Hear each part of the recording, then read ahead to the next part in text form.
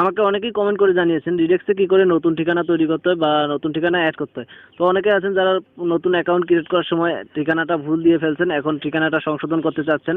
এছাড়াও আছে যারা মানে আপনাদের শপ যেটা দোকান আছে সেটা আপনি চেঞ্জ করে অন্য জায়গায় নিচ্ছেন। তো সেক্ষেত্রে তো আপনার পিক আপ পয়েন্টের ঠিকানা তো অবশ্যই চেঞ্জ করতে হবে। তো কি করে ঠিকানাটা চেঞ্জ করবেন সেটাই আজকে আমার এই ভিডিওতে দেখাবো। এছাড়াও একটা রিডেক্সের একটা আপডেট নিউজ আপনাদেরকে দিয়ে দেবো এই ভিডিওতে। তো এর জন্য আমাদের ঠিকানা চেঞ্জ করার জন্য আমাদের কিন্তু এই রিডেক্স অ্যাপ্লিকেশনের মাধ্যমে কিন্তু আমরা এই ঠিকানা চেঞ্জ করতে পারবো না।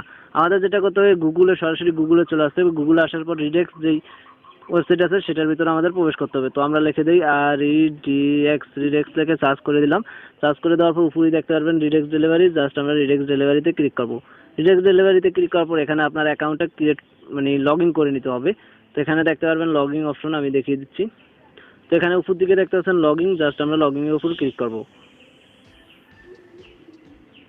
লগ ইনের উপর ক্লিক করার পর দেখতেছেন ফোন নাম্বার চাচ্ছে। আপনি যেই ফোন নাম্বারটা দিয়ে আপনার অ্যাকাউন্টটা ক্রিয়েট করা ছিল সেই ফোন নাম্বারটা আপনি এখানে লিখে দিবেন। আমরা সরাসরি কন্টিনিউতে ক্লিক করব। কন্টিনিউতে ক্লিক করার পর এখানে 4 ডায়াল একটা কোড চলে আসবে, মানে এই সিমটায় আপনার একটা কোড যাবে 4 ডিজিটের। তো এই কোডটা আমাদের এখানে জাস্ট লিখে দিতে হবে। করার পর এখানে দেখতেছেন স্বাগতম। তো এখানে আমরা আপডেট নিউজটা দিয়ে দিই। রিডেক্সের যে আপডেট নিউজ সেটা হচ্ছে ঈদের আগে ঢাকার বাইরে ডেলিভারিতে পার্সেল পিক আপের শেষ তারিখ হচ্ছে 28 এপ্রিল এবং ঢাকার ভিতরে 29 এপ্রিল।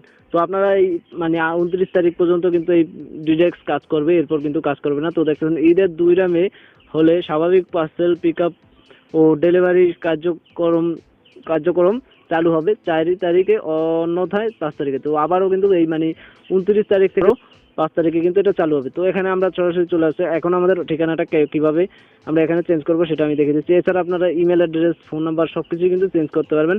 তো এখানে দেখতেছেন একটা অপশন দেখতেছেন ক্রিয়েট পার্সেল। জাস্ট আমরা ক্রিয়েট পার্সেলের উপর ক্লিক করব।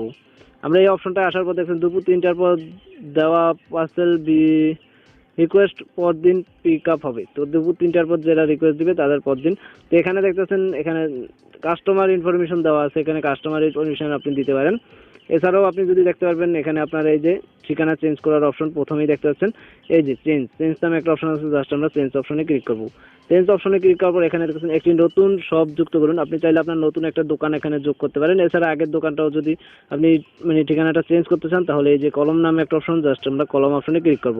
কলম অপশনে ক্লিক করার পর স্টেপ বাই স্টেপ আপনি কিন্তু আগের মতোই এই যে এখানে চেঞ্জ করে দিতে পারেন। দেখতে পাচ্ছেন এই যে দোকানের নাম আপনি জাস্ট এখানে চেঞ্জ করে দিতে পারেন আগের মতোই সবকিছু সিস্টেম। দেখতে পাচ্ছেন সব এডিট করুন, জাস্ট এখানে এডিট করার উপর ক্লিক করলেই এই যে দেখতে পাচ্ছেন চেঞ্জ হয়ে গেছে সাকসেসফুলি। এভাবে আপনি চাইলে নতুন ঠিকানা বা আগের ঠিকানাটাই কিন্তু চেঞ্জ করতে পারেন খুবই সিম্পল ভাবে। তো গাইস আশা করি আমি বুঝাতে পেরেছি আপনাদেরকে কি করে ঠিকানা চেঞ্জ করতে হয়। এছাড়াও আছে দেখুন সব সেটিংয়ে গেলে এখানে আপনি আপনার নাম্বারটা চেঞ্জ করতে পারবেন। বিকাশ নাম্বারটা যেটা অ্যাকাউন্ট নাম্বার আছে এটা চেঞ্জ অ্যাপ থেকেই করা যায়, এটা আমি আগেই দেখিয়ে দিয়েছিলাম। এরপর আছে দেখতেছেন manage pick up point location, এটাও তো দেখিয়ে দিলাম আমি নতুন ঠিকানা তৈরি করার কথা। এই যে পিক আপ পয়েন্টের ঠিকানাটা এডিট করতে পারেন আপনি। এখানে দেখতে পাচ্ছেন যেখান থেকে আপনার পার্সেলটা উঠাবে এটা আপনি এডিট করে দিতে পারেন। এডিট পিক আপ পয়েন্টের যেই লোকেশন সেই লোকেশনটাও কিন্তু আপনি এখান থেকে চেঞ্জ করতে পারেন। জাস্ট চেঞ্জ করে আপনি এখানে জাস্ট এই যে দেখতেছেন কনফার্ম আছে, জাস্ট কনফার্মে দিলেই কিন্তু এটা চেঞ্জ হয়ে যাবে। তো আশা করি আর এবং কি চেঞ্জ করতে হলে অবশ্যই একটা আপনার সিমে ওটিপি যাবে, তারপর চেঞ্জ করে নেবেন। বুঝতে পেরেছেন? তো ভিডিওটা ভালো লেগে থাকলে অবশ্যই ভিডিওতে একটা লাইক করবেন, শেয়ার করবেন, কমেন্টে জানার মতামত। চ্যানেলটি অবশ্যই সাবস্ক্রাইব করে রাখবেন। ধন্যবাদ।